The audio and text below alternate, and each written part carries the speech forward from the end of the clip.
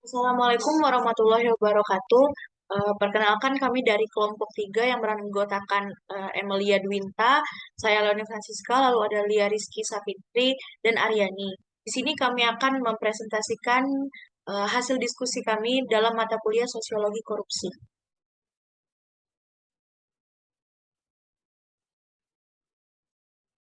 Yang pertama, ada hedonisme. Hedonisme adalah suatu perilaku yang cenderung hanya memikirkan kesenangan. Namun, gaya hidup ini sebenarnya tidak datang begitu saja. Ada beberapa faktor yang akan dapat memicu seseorang akan menjadi penganut paham hedonisme. Baik itu faktor yang ada di dalam diri sendiri, yaitu faktor internal, ataupun faktor eksternal yaitu faktor yang di luar dari diri sendiri. Contohnya adalah seorang atlet yang biasa melakukan gaya hidup sehat. Hal tersebut merupakan prinsip hidup mereka serta juga menjadi kesenangan tersendiri bagi mereka. Lalu dua, ada narsisme. Narsisme adalah sebuah kepribadian dalam diri seseorang yang akan memunculkan sosok yang menganggap dirinya adalah sosok yang paling hebat, cenderung mengabaikan kepentingan orang lain, merasa memiliki privilege yang lebih besar daripada orang lain, dan beranggapan bahwa dirinya adalah sosok yang paling penting. Kepribadian ini memunculkan perilaku seseorang selalu berusaha mencari berbagai macam status dan kemewahan, serta bagaimana dapat memiliki rumah, mobil, dan beragam aksesoris diri yang glamor.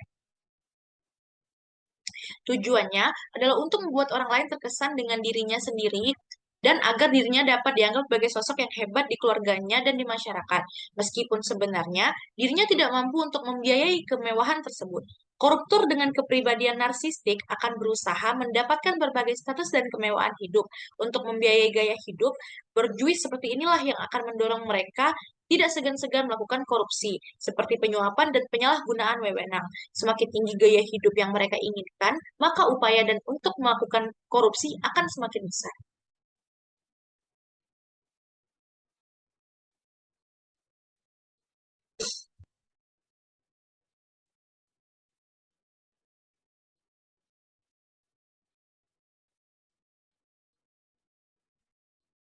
Oleh hasrat yang berlebihan dalam memiliki adalah keinginan memiliki yang berlebihan terhadap sesuatu seperti halnya dalam hal ingin memiliki kekuasaan yang lebih tinggi dari kedudukan ia saat ini. Sehingga membuat seseorang itu melakukan apapun itu, meskipun hal itu merupakan tindakan yang salah, seperti halnya korupsi, sebagai contoh juga adalah seorang yang serakah akan kekuasaan. Kemudian, kita semua tahu, hampir semua dari manusia di dunia adalah makhluk yang sangat mengejar citra dan nama baik mereka di hadapan publik. Bahkan, meskipun tidak sesuai dengan kondisi sebenarnya, mereka cenderung tidak peduli dan bahkan melakukan segala hal meskipun curang, sekalipun hanya untuk mendapatkan validasi dari manusia lain. Hal itulah yang memicu banyaknya orang yang melakukan korupsi. Gaya hidup elit dengan ekonomi yang sulit membuat mereka, oknum koruptor, mau tidak mau melakukan hal yang bertentangan dengan hukum hanya untuk menjaga citra mereka. Contohnya, banyak sekali kita temui di lingkungan kita sehari-hari. Bahkan terkadang kita juga termasuk ke dalam golongan orang yang menjaga citra dan nama baik. Salah satu kasus baru-baru ini yaitu kasus korupsi Gubernur Papua, Lukas NMB, yang melakukan korupsi dengan penyalahgunaan uang untuk pembelian hal-hal pribadi dan menunjang gaya hidup mewahnya. Untuk contoh kecil lainnya, di mana ada orang-orang yang meminjam barang orang lain lalu menguploadnya di sosial media milik pribadi. Padahal itu merupakan barang milik orang lain, namun dilakukannya hanya untuk menjaga citra dan mendapat validasi dari orang lain.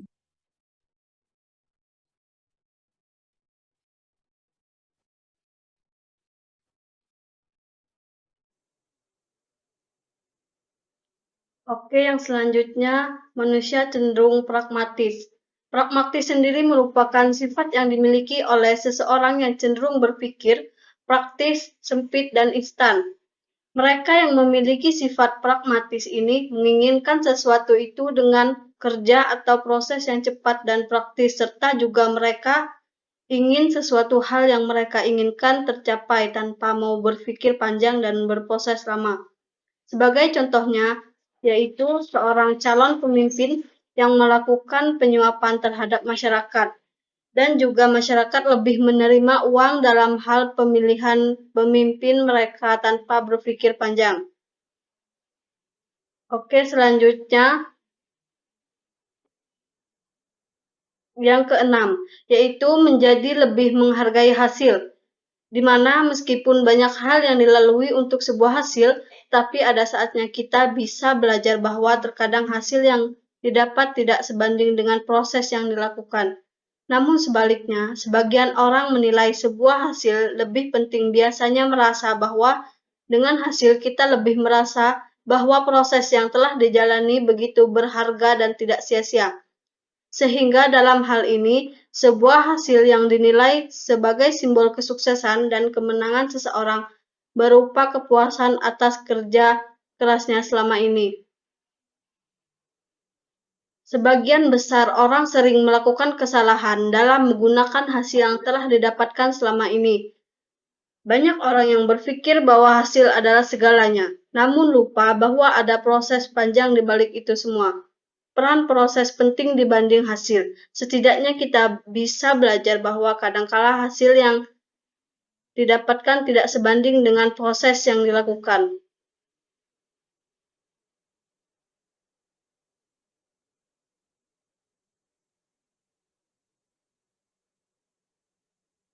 Mana nih, Jo? Wah, nih. Cepat tambah. Ada. Berhadapan dengan orang egois, sesabar sekuat apapun bantuan dan upaya untuk menjaga harga diri agar tetap dihargai dapat dimengerti sampai rela berkorban tak akan mempan bila perhatian sudah bercabang dan berduri. Ujungnya malah membuat aib sendiri. Sebalik menyakiti. Di dunia ini atau di negara ini, bila mereka tidak egois, tentu tidak ada orang ataupun rakyat yang menderita. Namun, manusia, terutama bagi mereka yang memiliki hak kewenangan, lebih cenderung akan lebih tinggi berpotensi untuk menjadi individu yang egois. Para tindak pidana korupsi yang biasanya adalah orang-orang yang memiliki jabatan penting ataupun tinggi merupakan contohnya. Segala kebutuhan maupun gaya yang ingin dipenuhi akan menutupi rasa iba serta rasa profesionalitas yang ada. Adanya rasa egois yang tinggi akan membuat seseorang menutup mata akan fakta yang terjadi dan hanya akan memikirkan dirinya sendiri. Baik, sekian dari presentasi kami. Jika ada kesalahan, kami mohon maaf. Kami akhiri. Terima kasih. Wassalamualaikum warahmatullahi wabarakatuh. Terima kasih.